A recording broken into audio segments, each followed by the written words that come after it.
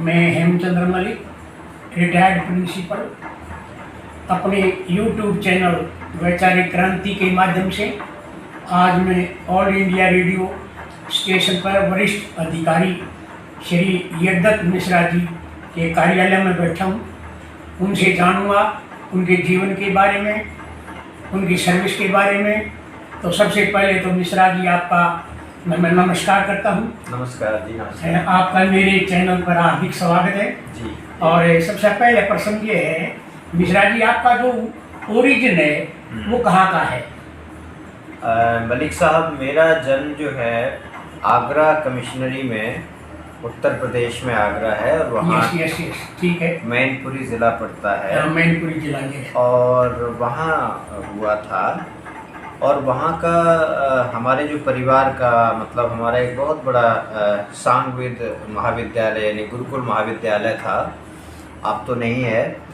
और आपके भगवान देव आचार्य जो यस हम भगवान झज्जर वाले यस और स्वामी इंद्रवेश जी, ये दोनों हमारे वहाँ के शिष्य थे जब मैं बहुत छोटा था। तो अब ये लोग वहाँ पे पढ़ा करते थे। और गुरुकुल का कल्चर ये होता है कि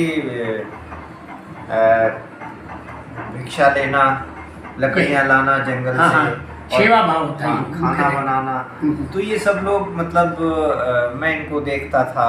मैं तो बहुत छोटा था उस समय। यस और हमारे परिवार का ही वो गुरुकुल था, मतलब ताऊ जो सबसे बड़े ताऊ थे वो उसके करता धरता थे।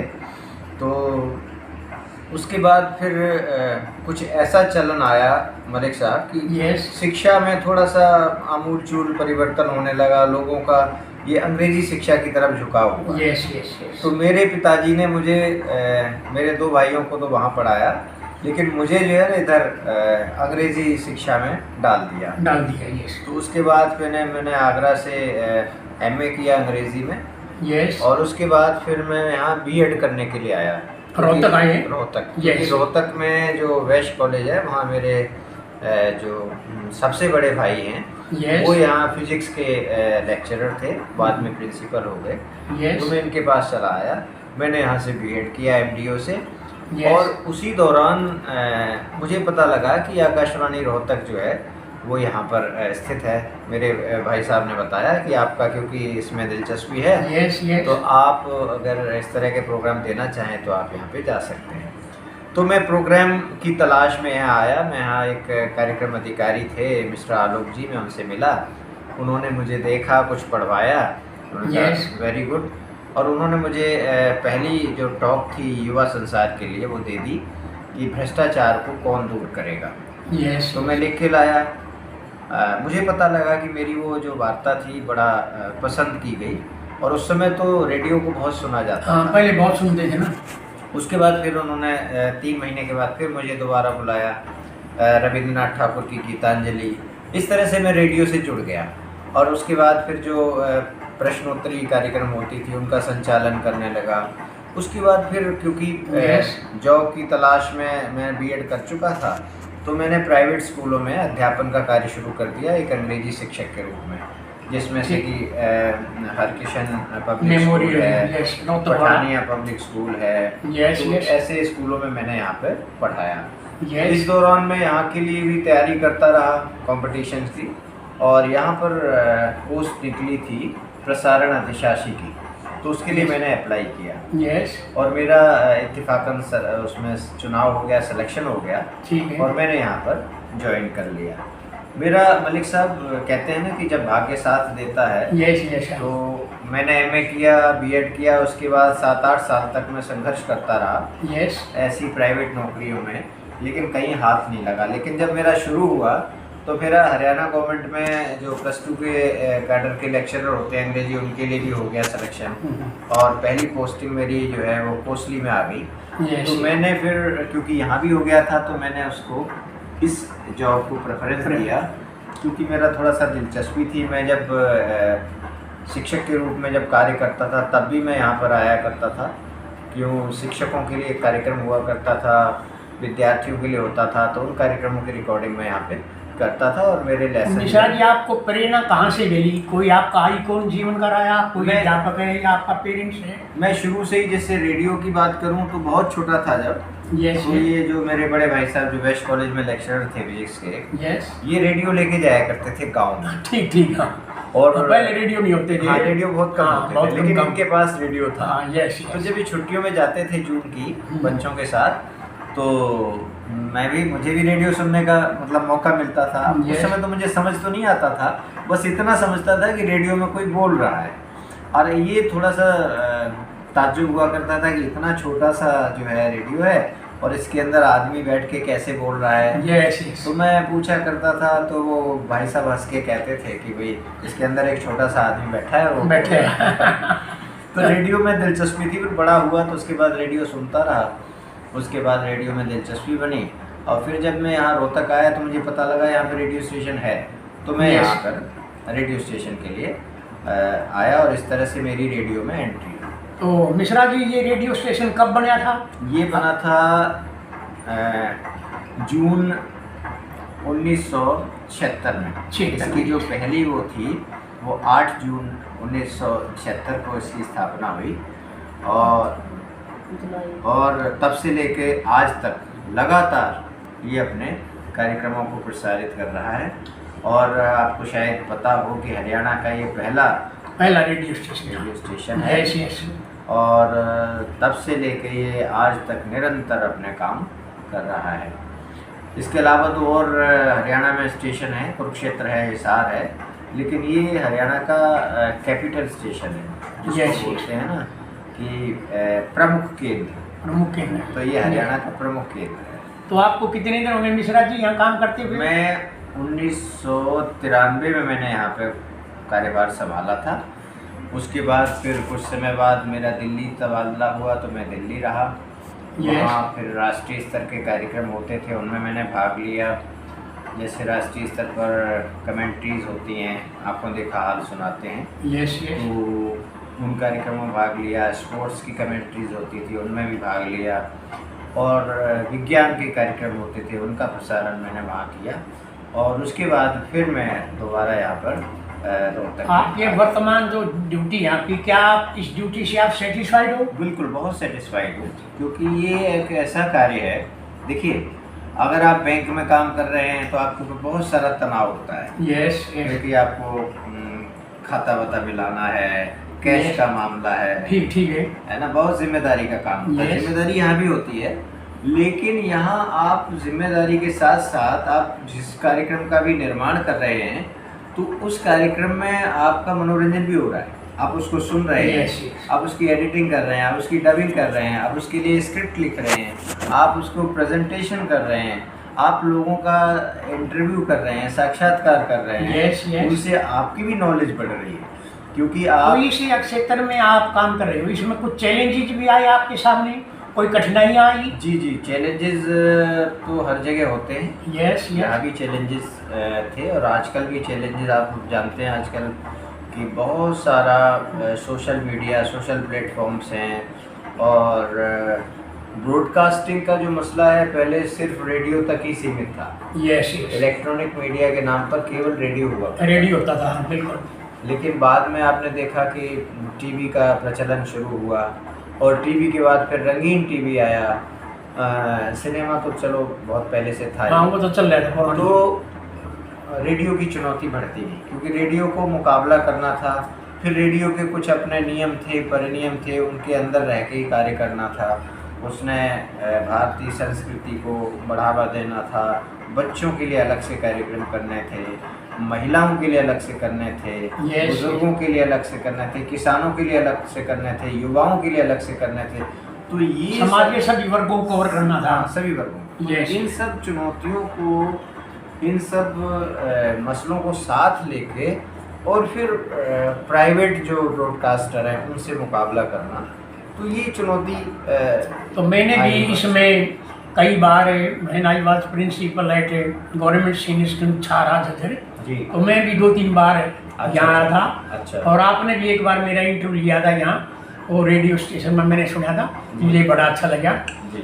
तो ये आप जो आजकल ये आपकी या ड्यूटी लग रही है, इसमें आप जो है गांव के बच्चों को या गांव के स्कूलों को भी कुछ कवर करते हो, वहाँ जाते भी हो कभी? बिल्कुल। देखिए, हमारा फोकस रहता है कि गांव के जो बच्चे हैं उनकी प्रतिभागिता ज़्यादा हो, क्योंकि गांव के बच्चों के अंदर बहुत प्रतिभा बहुत है गाँव में, टैलेंट होता है। यस, लेकिन उनका क्या होता है कि उनको पता नहीं होता है, अपॉर्चुनिटी नहीं मिलती, उनको अवसर नहीं मिलते। यस। तो एक बार उनको जब पता लगता है कि भाई आप इस तरह से आ सकते हैं, इस तरह से आप बोल सकते हैं, क्योंकि रेडियो में बोलने का मतलब ये होता है कि अगर आप एक बार बोलेंगे तो आपका एक अभ्यास होगा, दूसरी बार जब आप बोलेंगे तो उससे बेहतर बोलेंगे, तीसरी बार जब आप practice makes a man perfect. Yes, practice makes a man perfect. साथ साथ रेडियो का जो उच्चारण है वो उसका एक स्तर है, तो उस स्तर को हासिल करने के लिए आपको कुछ सुनना भी पड़ेगा, कुछ सीखना पड़ेगा,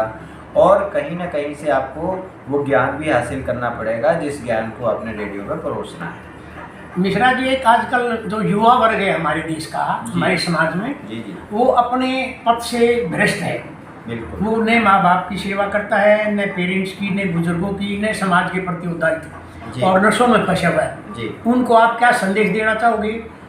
देखिए मलिक साहब, इसमें हम केवल युवाओं को ही जिम्मेदार नहीं ठहरा सकते। ये पूरा समाज का जो एक सेटअप है ना, ये एक तरह से परिवर्तन की श्रेणी आ रहा है, परिवर्तन आ रहा है समाज में, लेकिन ये नकारात्मक परिवर्तन है कुछ। हाँ, इसका कारण है, इसका कारण ये है कि माँ बाप का भी ध्येय क्या है कि बच्चा पढ़ लिख जाए, इंजीनियर बन जाए, डॉक्टर बन जाए, उसके मार्क्स बहुत अच्छे आ जाए। कोई माँ बाप ये नहीं चाहता कि मेरा बच्चा अच्छा इंसान बने, लेकिन वो ये चाहते कि मेरा बच्चा अच्छा अफसर बने, बिल्कुल, अच्छा पूंजीपति बने, शायद कुछ ऐसी भावना है। बिल्कुल। ये जो भौतिकवादी सोच है, इसमें बच्चे के लिए संस्कार नाम की चीज सीखने के लिए समय नहीं रहा। अच्छा, आप देखते हैं शुरुआती दौर से ही जब बच्चा प्राइमरी स्कूल में जाता है, उसके पास इतना बड़ा बैग होता है, और उन बुक्स को उसने क्रैम करना है, पढ़ना है, और फिर उसको रिप्रेजेंट करना है ताकि उसके अच्छे मार्क्स आएँ। तो इसमें फिर इस आपाधापी में बच्चे के पास मतलब अपने लिए कोई समय नहीं है, अंडरस्टैंडिंग कम है। बिल्कुल, मतलब मगिंग अप, घोटना ज्यादा है आज की पढ़ाई। और माँ बाप भी खुश होते हैं, माँ बाप भी खुश होते, परसेंटेज अच्छी आ गई, तो माँ बाप खुश होते हैं, मतलब उनका लक्ष्य प्राप्त। अब फिर ऐसे बच्चे से बच्चा ठीक है, पढ़ लिख गया आपका, बच्चे ने अपना जो है कोई जॉब मिल गई उसको, उसके बाद फिर आप उससे अगर ये अपेक्षा करें कि माँ बाप का सम्मान करे, या पुरानी जो धारणा थी हमारा, जो पुराने संस्कार थे, जिस तरह से माँ बाप का, जैसे आप जानते ही हमारे देश में तो मर्यादा पुरुषोत्तम राम हुए, जिनको दशरथ जी ने मुँह से भी नहीं कहा कि भाई आप चले जाओ, लेकिन सिर्फ उनकी भावना थी और उनको पता लगा और वो चले गए। जबकि आजकल क्या है, आजकल तो माँ बाप का कहना ही नहीं मानते। नहीं, ऐसा मुझे ऐसा लगता है जो शिक्षा पद्धति है हमारी, उसमें हम जो ना क्वालिटेटिव एस्पेक्ट पर जोर नहीं देते, क्वांटिटेटिव एस्पेक्ट। सरकार भी ऐसा करती है, तो इसका परिणाम क्या होता है कि जो संस्कार वाली बात हम करते हैं, जो भारतीय संस्कृति के जो मूल्य हैं, उनकी अनदेखी हो जाती है, बच्चा सीख नहीं पाता। बिल्कुल सही कहा। तो इस कारण जो है ना, वो अपने पेरेंट्स से दूर हट जाते हैं। बिल्कुल। और आजकल बच्चा जो नौकरी करता है, शिक्षा में चला जाता है, आप देखेंगे कि वृद्धाश्रम में बहुत से बड़े बूढ़े गए हुए हैं। और अगर हम वहाँ देखें तो ये पता लगता है हमें कि इनके बच्चे जो वृद्धाश्रम में बैठे हैं, इनके सभी बच्चे बहुत पढ़े लिखे, कहीं बीच हैं, कोई ऑफिसर है।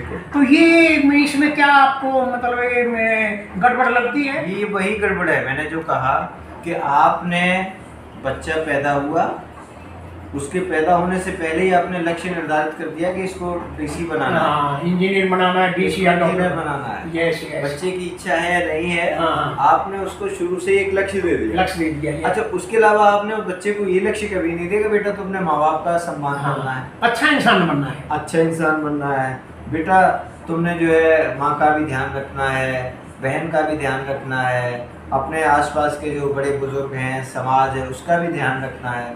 तो बच्चा भी अपने लक्ष्य में मशगूल हो जाता है कि उसको जो है अच्छे अंक हासिल करने हैं, और बेरोजगारी तो है ही, तो अपना जॉब हासिल करना है। अच्छा मिश्रा जी, मेरा जो YouTube चैनल है वैचारिक क्रांति, जी। उनके जो मेरे दर्शक हैं उनको आप क्या संदेश देना चाहोगे? मैं यही कहना चाहूँगा कि दर्शक क्योंकि हर वर्ग का होता है, कि सबसे पहले तो हमें अपने समाज में जब भी बच्चा हमारे घर में जन्म लेता है, हम उसको संस्कार दें। कहा जाता है ना कि Yes. परिवार जो है बच्चे की प्राथमिक पाठशाला है। यस, उसकी बाद mother is the greatest teacher in this world. Yes, mother father सबका Yes. अपना रोल है। Yes. वो अपने रोल को निभाते समय ये भी ध्यान रखें कि बच्चे के अंदर हमने कुछ संस्कार संस्कार बढ़ने हैं। क्योंकि संस्कार अगर परिवार से डाल दिए तो फिर वो बच्चा कहीं मार नहीं Yes. खाएगा, और चाहे वो डीसी बन जाए या चाहे वो क्लर्क बने, Yes. उसके अंदर संस्कार रहेंगे, वो भावना रहेगी, वो अच्छा इंसान वो अच्छा बनेगा। इंसान बनेगा, माँ बाप का सम्मान करेगा, समाज की जो रीति रिवाज है उनका पालन करेगा, उनको तोड़ने में विश्वास नहीं करेगा। दूसरा चीज़ ये है कि अब जैसे जो साधन है जैसे फिल्में हैं, यस, आप जानते हैं कि उनका मकसद होता है, एक कॉमर्शियल टारगेट होता है यस, कि फिल्म को अच्छा चलाना। और फिल्म में वास्तविकताएं भी होती हैं, लेकिन बहुत सी फिल्में ऐसी होती हैं जिनमें वास्तविकता नहीं होती। उसमें सिर्फ ये दिखाया जाता है कि कुछ क्लाइमेक्स क्रिएट करना, कुछ ऐसा क्रिएट करना जिसको देख कर कि आप जो है कि अरे ये ऐसा हुआ। यस, यस, तो वो असलियत नहीं है। असलियत का धरातल कुछ और है, और सफलता के लिए शॉर्टकट कुछ भी नहीं है। बच्चा मेहनत करे, बच्चा ध्यान से पढ़े, तो ऐसा कुछ भी नहीं है कि वो असंभव है। अब जैसे कहते हैं ना कि आजकल नौकरी के लिए सिफारिश की ज़रूरत पड़ती है। यस, अगर बच्चा ध्यान से पढ़ रहा है और बच्चे के अंदर इतनी क्वालिटी है कि वो क्वालिटेटिव चीज़ों को प्रेजेंट कर सकता है, तो वो कहीं मार नहीं खाएगा। नहीं, मुझे ऐसा लगता है मिश्रा जी जी, कि अगर बच्चा बहुत ज़्यादा इंटेलिजेंट है तो उसको कोई नहीं रोक पाएगा। बिल्कुल। जो नॉर्मल बच्चे हैं ना, वो उनको सिफारिश की जरूरत पड़ती है। यस, तो लेकिन इतनी व्यवस्था तो हमारे देश में बन चुकी है कि जो प्रतिभाएं हैं उनको कोई नहीं रोक कोई नहीं पाता, रोक, तो हाँ, यही- ये आगे बढ़ते हैं। जी, तो यही है तो कि ये बच्चा जो है आप जो है ना आपने मेरे को समय दिया, जी, मैं आपका धन्यवाद करता हूँ जी, और आपको शुभकामनाएं देता हूँ। भगवान करे आप बहुत अच्छे इंसान बने। बहुत अच्छा लगा, धन्यवाद, थैंक यू बहुत वेरी अच्छा मच, लगा मलिक साहब। धन्यवाद जी।